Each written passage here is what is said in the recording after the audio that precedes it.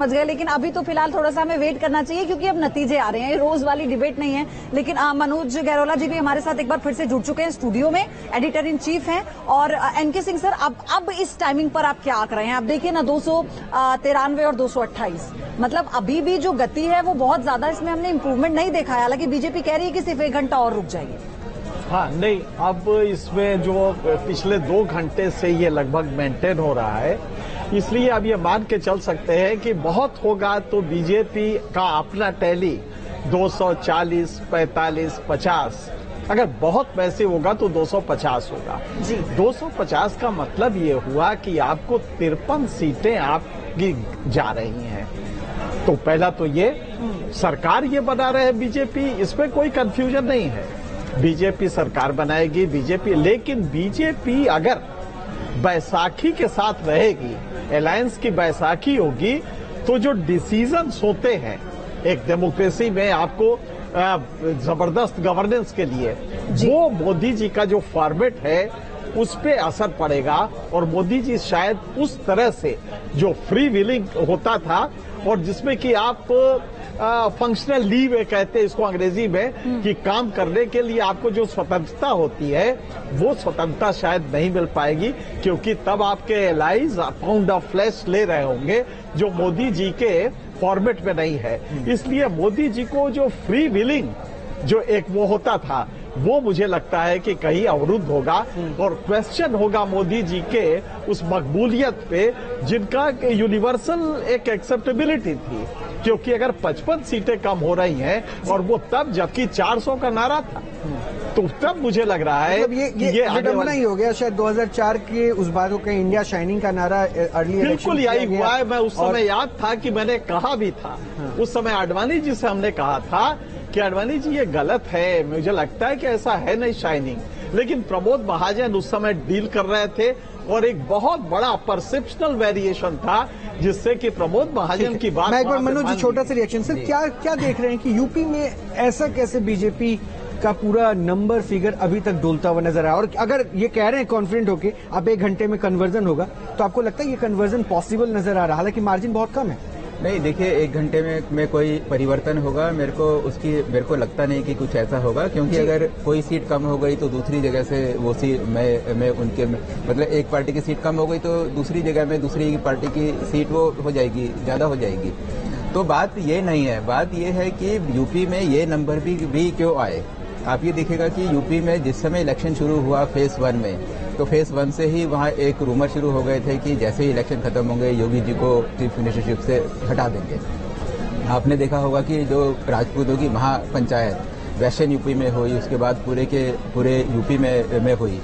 उसके बाद फिर इनको अपना नैरेटिव चेंज करना पड़ा। अब की बार 400 पार का जो नारा था, कांग्रेस ने बड़े अच्छे तरीके से लोगों को ये चीज समझाई, जो वहाँ जो लोग थे समझाई कि भाई ये लोग संविधान में चेंजेस करना चाहते हैं। और कांग्रेस ने अपनी बात बहुत अच्छे तरीके से सामने रखी कि हम लोग कास्ट सेंसस करेंगे, और कास्ट सेंसस क्यों करेंगे वो भी उन्होंने बड़े अच्छे तरीके से एक्सप्लेन किया।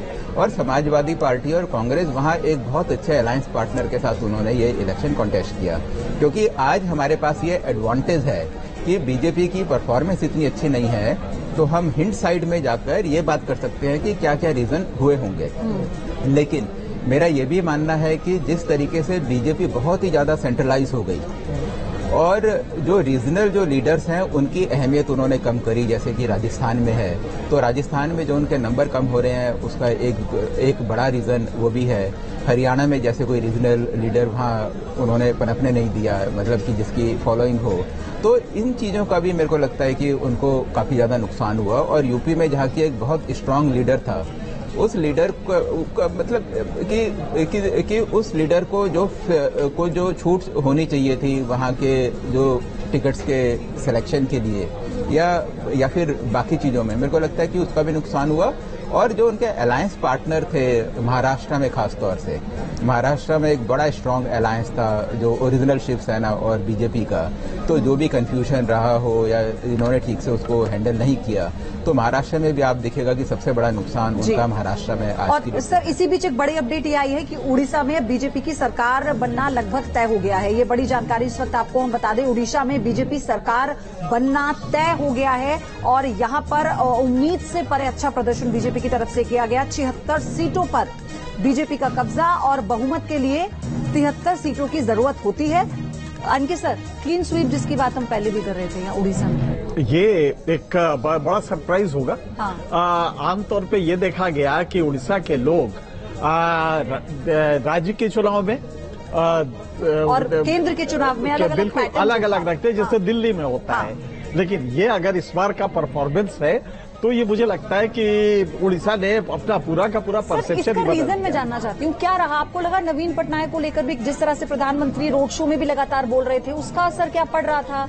वो दबाव में थे क्या? ये भी मैसेज जा रहा था? बिल्कुल ये है, ये बात सही है कि नवीन पटनायक की मानसिक स्थिति बहुत अच्छी नहीं है और ये मैसेज नीचे चला गया। और खास करके प्राइम मिनिस्टर ने जब ये कहा कि भाई उनको इलाज की जरूरत है, और ये बाकायदे उन्होंने अपने स्पीच पे बोला। हाँ, जांच भी करवाएंगे कि क्या हेल्थ इश्यूज। हाँ, जांच करवाएंगे क्यों उनके साथ ये किया जा रहा है और क्या उनके रोग को शायद एग्रेवेट तो नहीं किया जा रहा है, ये सब उन्होंने कहा। तो इसका मतलब जो मैसेज में गया वो ठीक था, लेकिन यही मैसेज बीजेपी उसमें नहीं गया। नीतीश कुमार का भी स्वास्थ्य बहुत अच्छा नहीं है जी, लेकिन वैसा कुछ नहीं वो तो कल मुलाकात करने भी आ गए थे मोदी जी से, नीतीश कुमार। हाँ बिल्कुल, हाँ। आज मुलाकात करने के लिए आए हैं। हाँ। तो हमें लगता है कि उड़ीसा में ये जनता ने वो जो नवीन पटनायक का लगातार गायब रहना सीन से था, पॉलिटिकली एक्टिव थे ही नहीं। हाँ। तो वो एक असर किया है जिसकी वजह से ये रिजल्ट आए। शिवम त्यागी का एक रिएक्शन पहले ले लेते हैं जरा जल्दी से। शिवम, बीजेडी को शिकस्त देते हुए अगर बीजेपी अच्छा परफॉर्म कर रही है तो यहाँ क्रेडिट किसको दे रहे हैं?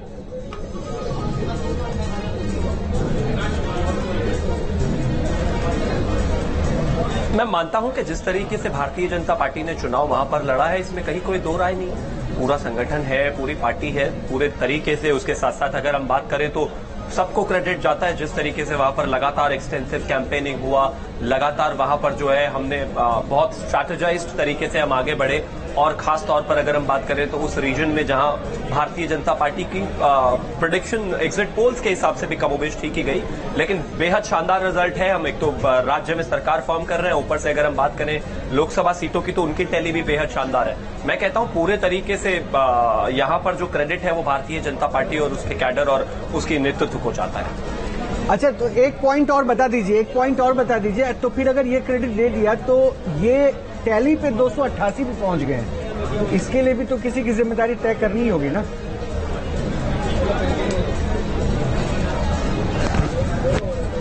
बिल्कुल बिल्कुल, इस जीत के लिए पूरा एनडीए जो है, एनडीए को क्रेडिट मिलना चाहिए। एनडीए ने जिस तरीके से काम किया 10 साल के बाद भी अगर फिर से हम लौट कर आ रहे हैं तो जिस तरीके से चीजें रही, चाहे वो भारतीय जनता पार्टी के नेतृत्व रहा हो, चाहे वो एनडीए में जो अलग अलग हमारे अलाइज है उनका नेतृत्व रहा हो, जो भी जीत कर आ रहे हैं उन्होंने बहुत अच्छा काम किया है। और मैं मानता हूं कि भारतीय जनता पार्टी आने वाले समय में एनडीए के साथ मिलकर सरकार बनाने वाली है, तो मुझे लगता है उनको जीत का क्रेडिट दिया जाना चाहिए। तो जीत का क्रेडिट मिलना चाहिए। तमाम खास मेहमान भी हमारे साथ बने हुए हैं, लेकिन एनके सर, एक चीज मैं आपसे समझना चाहूंगा। 99 सीटों पर पहुंची है अभी कांग्रेस पार्टी, बीजेपी 235 पर भी है। क्या वाकई आपको लगता है कि ये बहुत बड़ी हार है बीजेपी की या बहुत बड़ी जीत है कांग्रेस पार्टी की? देखिए, हार जीत कंपैरेटिव होता है, ये time specific, situation specific, region specific होता है। तो उस लिहाज से आप देखेंगे तो ये कहा कोई भी बीजेपी प्रवक्ता बड़े दावे से कहेगा कि वो जीत रहे हैं, हम सरकार बना रहे साहब, अब इसके बाद भी सवाल कर रहे हैं।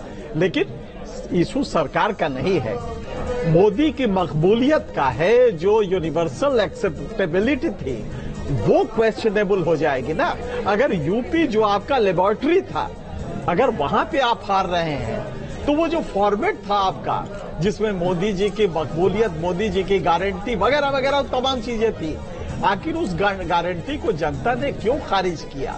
मेरे ख्याल से ये गौर करने की चीज बीजेपी के अपने उसके लिए होगी। सर, लेकिन जैसे उदाहरण के तौर पर मध्य प्रदेश में क्लीन स्वीप कर रही है बीजेपी, गुजरात में कोई बहुत ज्यादा बुरी स्थिति नहीं है भारतीय जनता पार्टी की, ऐसे कुछ और राज्य हैं उत्तर भारत के जहां पर अभी भी प्रदर्शन बहुत ज्यादा निराशाजनक बीजेपी का नहीं है, उत्तर प्रदेश या 1-2 राज्यों को और छोड़कर। क्या वाकई सिरे से खारिज कर सकते हैं बीजेपी को, और क्या किया जाना चाहिए? अगर आपके 55 सीट पहले से 2019 से कम आ रही है 55 सीटें कमा रही हैं, तो इसको आप इंटरप्रेट, अच्छा ये नॉर्थ इंडिया में ही कमा रही हैं।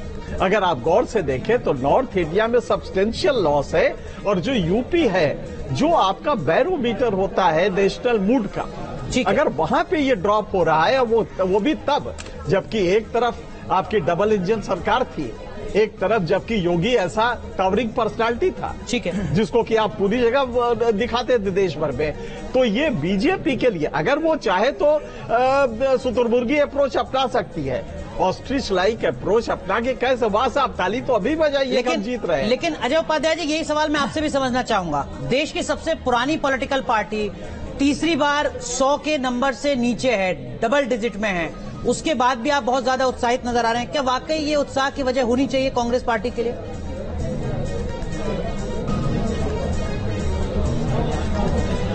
अनुराग भाई, फाइनल टैली आएगी और फाइनल टैली में देखिएगा कांग्रेस पार्टी के लिए वाकई उत्साह का ही जनता ने आशीर्वाद उसी दिशा में दिया है। हमें उत्साहित होना चाहिए। हमारा जो इंडिया ब्लॉक था, इंडिया ब्लॉक ने जिस तरह से परफॉर्मेंस किया है, जिस तरह मेहनत की है, जिस तरह चुनाव के दौरान भी जो नैरेटिव देश का जन मुद्दों का नैरेटिव होना चाहिए, उसको लेकर के हम आगे चले। नफरत और हिंसा को मिटाकर देश में प्रेम कैसे फैले, संविधान कैसे अच्छा से चले, उस पर हमने बहस शुरू की और उसी बहस को लेकर के हम आगे बढ़े थे।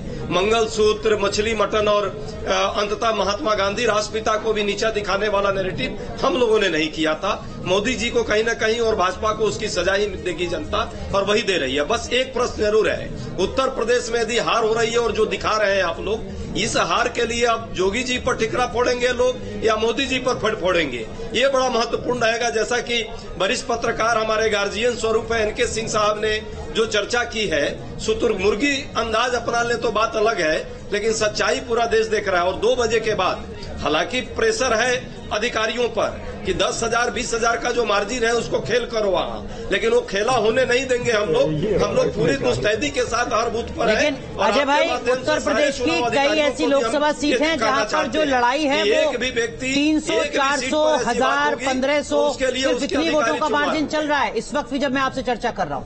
कई ऐसी लोकसभा सीटें अकेले यूपी में। मैं वही कह रहा हूं कि जो मैं वही कह रहा हूं अनुराग जी कि अति आत्मविश्वास जो भाजपा का है 2 घंटे बाद का, वो यही दर्शा रहा है कि लोकल जो अधिकारी है, जिस पर ऑलरेडी इन लोगों ने कहीं न कहीं प्रेशर और दबाव बना करके एग्जिट पोल के माध्यम से मनोवैज्ञानिक दबाव बनाया है, उस पर हम सबको ख्याल रखना होगा। और हमारे एक एक कार्यकर्ता हर चुनाव के मतदान केंद्र पर है, हम लोग उसका मुंह तोड़ जवाब देंगे यदि कोई भी हिमाकत गलती करने का प्रयास किया गया तो। और जनता के आशीर्वाद को हम सबको स्वीकारना है। बिल्कुल, तमाम मेहमान हमारे साथ बने हुए हैं, लेकिन राजस्थान का भी रुख लेते हैं। राजस्थान के आंकड़े क्या कुछ कह रहे हैं? देखिए, राजस्थान की 25 सीटों में से कितनी पर बीजेपी काबिज होती है और कितने पर आंकड़ा क्या है, ये आपको दिखा रहे हैं। 14 सीटें और कांग्रेस को 10 सीटें यहां पर अभी जो रुझान है वो मिलते हो, और अदर्स के खाते में 1 सीट यहां पर। तो देखिए, गठबंधन की अगर बात करें तो गठबंधन में आप देख रहे हैं कि 10 सीटें जो है वो राजस्थान के खाते में जाती हुई नजर आ रही हैं। इंडिया गठबंधन की अगर बात करें, और अगर बात करें एनडीए की, तो 14 सीटें अनुराग जो है वो बीजेपी यानी एनडीए के खाते में जाती हुई गठबंधन में नजर आ रही। बिल्कुल, तो देखिए, 1 सीट लेफ्ट को दी थी राजस्थान में कांग्रेस पार्टी ने, 1 आरएलपी नागौर से हनुमान बेनीवाल, और 8 सीटों पर कांग्रेस पार्टी बढ़त बना रही है। कुल 25 सीटें हैं। पिछली बार 24 सीटें भारतीय जनता पार्टी ने जीती थी, हनुमान बेनीवाल अलग से जीते थे। यहां पर इस बार जो तस्वीर है पूरी तरीके से बदली हुई है। एक बड़ा झटका राहुल सर, एक बड़े स्टेट में खबर है रविंद्र सिंह भाटी की अपडेट हम जुटाते हैं सर, लेकिन ये जो नंबर राजस्थान का है, ये तो एक बड़ी राहत है कांग्रेस पार्टी के लिए। बहुत बड़ी, असाधारण। और वहां पर देखिए, राजस्थान में दोनों पार्टियों के बीच में अंतर उतना बड़ा नहीं रहा है जी। तो और वहां पर हम जानते हैं कि वहां पर स्थितियां हमेशा लोगों ने हमेशा पलटा है। हर बार वो बदलने का एक क्रम रहा है, एक आध बार ये परंपरा टूटी है। तो वहां पर कांग्रेस की जड़ें मजबूत हैं और कांग्रेस भाजपा के भीतर की आंतरिक समस्याएं मुझे लगता है कि लेकिन शिवम त्यागी, जिस बात की ओर इशारा राहुल सर कर रहे हैं, क्या वजह आपको नजर आती है? वसुंधरा राजे को बहुत ज्यादा सक्रिय ना करना, क्या ये एक बड़ा फैक्टर है कि कम से कम इतनी सीटें तो आ रही हैं बीजेपी की राजस्थान में, या यही वो बड़ी वजह है जिसके चलते कांग्रेस 8 सीटों पर 10 सीटों पर अपने अलायंस के साथ आगे है? शिवम त्यागी।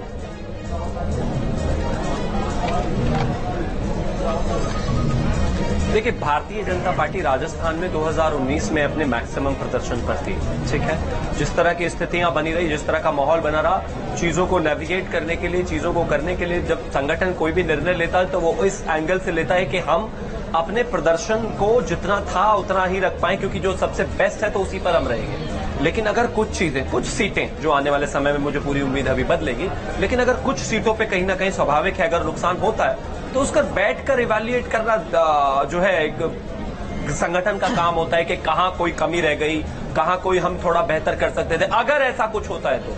अगर बात करें, लेकिन अभी की तो मैं मानता हूं कि टैली बदलेगी, लेकिन हाँ, अगर 1 या 2 सीटें या जो भी अगर नुकसान करते हैं या हमारा हम लूज होता है तो मैं मानता हूं उस पर भी हाँ विश्लेषण करने की आवश्यकता है। हो सकता है कैंडिडेट को लेकर कोई विषय रहा हो या पर्टिकुलरली किसी रीजन में कोई इशू रहा हो, ये कोई ऐसा इशू रहा हो जिसको शायद हम ओवरलुक कर गए हो। मैं मानता हूं ये विश्लेषण का विषय है और ये संगठन का विषय है कि जब हम बैठेंगे तो उस पर ज्यादा बेहतर तरीके से गणना करें। बिल्कुल। योगेंद्र जी, आपका इस पर क्या कहना है, कैसा राज्य?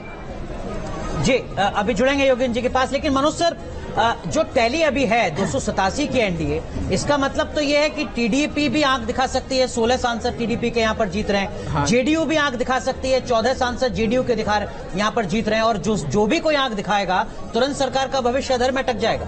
हाँ, देखिए, ऐसा है कि टीडीपी तो पहले भी अलायंस